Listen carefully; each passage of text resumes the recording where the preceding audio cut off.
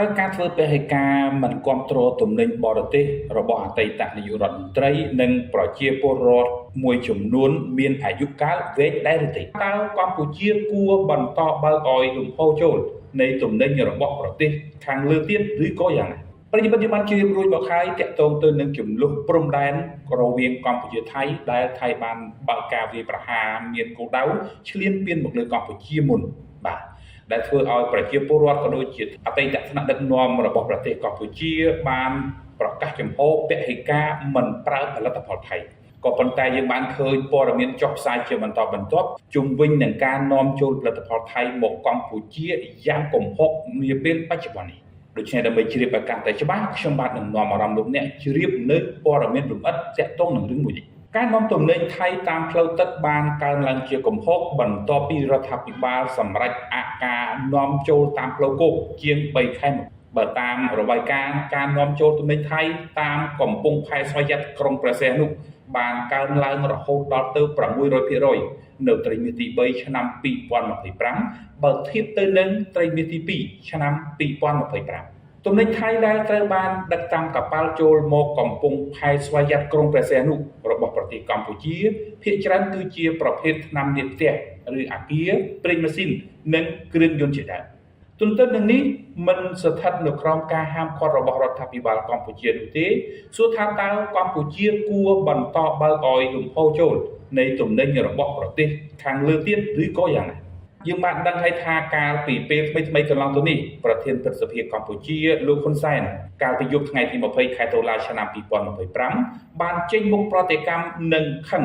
ចំពោះការបង្ហោះវីដេអូតាមបណ្ដាញសង្គមរបស់អតីតអ្នកកាសែតអនឡាញគឺលោក K01 តាក់ទងទៅនឹងការដុតបំផ្លាញផលិតផលថៃប្រធានព្រឹទ្ធសភាកម្ពុជារូបនេះបានបង្ហាញការខកចិត្តនិងចាត់ទុកទង្វើរបស់លោក K01 ជាអំពើមិនគួរគប្បីត្បិតការដុតឬការដាក់បណ្ដាសាអ្នកដែលលក់ទំនិញថៃដែលនៅសេសសល់គឺជាការបង្ហាញភាពជ្រុលនិយមហួសហេតុប្រិយមិត្តជាទីគោរពរាប់អានយើងដឹងហើយថាក្រោយជំនួសរវាងកម្ពុជានិងថៃយើងឃើញថាមានកិច្ចជួបជុំគ្នារវាងគណៈកម្មាធិការរៀបចំព្រំដែនគោកកម្ពុជាថៃដែលហៅកាត់ថា JVC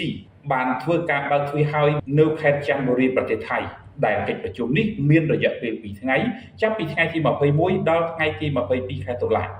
ដើម្បីពិនិត្យនិងតាមដាននៅវឌ្ឍនភាពជុំវិញកិច្ចប្រជុំ JBC លើកទី6ដែលនឹងរៀបចំឡើងនៅទីក្រុងភ្នំពេញកាលពីថ្ងៃទី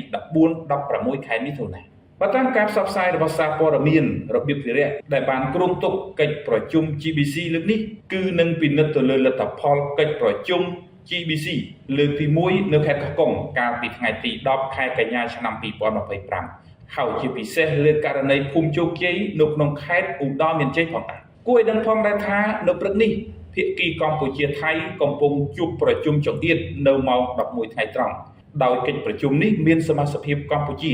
ដឹកនាំដោយលោកឡាំជារដ្ឋមន្ត្រីទទួលបន្ទុករដ្ឋលេខាធិការដ្ឋានកិច្ចការព្រំដែននិងជាប្រធានគណៈកម្មការចម្រុះព្រំដែនកម្ពុជាថៃ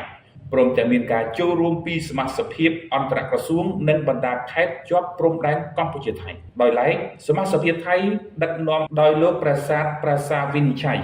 ទីប្រឹក្សាក្រសួងការបរទេសនិងជាប្រធានគណៈកម្មាធិការចម្រុះព្រំដែនកម្ពុជាថៃដោយមានការចូលរួមពីតំណាងប្រតិភូអង្គដទៃទៀតផងដែរប្រិយមិត្តជាទីគោរពរាប់អានយើងបានដឹងហើយថាជំលោះតាមបន្ទាត់ព្រំដែនរវាងកម្ពុជានិងថៃគឺអូសបន្លាយអស់រយៈពេល3ខែមកហើយក្រោយចំនួននេះបានកើតមានឡើងយើងសង្កេតឃើញថាមានកិច្ចប្រជុំក៏ដូចជាការជួបគ្នារវាងមន្ត្រីព្រំដែនកម្ពុជានិងថៃដើម្បីស្វែងរកដំណោះស្រាយសន្តិភាពមួយយ៉ាងណាមិញប្រមុខរដ្ឋាភិបាលកម្ពុជាសម្ដេចបវរធិបតីហ៊ុនម៉ាណែតបានលើកឡើងម្ដងជា2ដងរួចមកហើយថាកម្ពុជាត្រូវការសន្តិភាពកម្ពុជាមិនចង់ប្រើកម្លាំងក្នុងការដោះស្រាយបញ្ហានោះទេជំលោះគ្នារវាងថៃនិងកម្ពុជានៅតាមបន្ទាត់ព្រំដែនយើងនឹងប្រើគ្រប់វិធីដើម្បីស្វែងរកសន្តិភាពក៏ដូចជាការដោះស្រាយទៅតាមនីតិវិធីច្បាប់អន្តរជាតិផងដែរ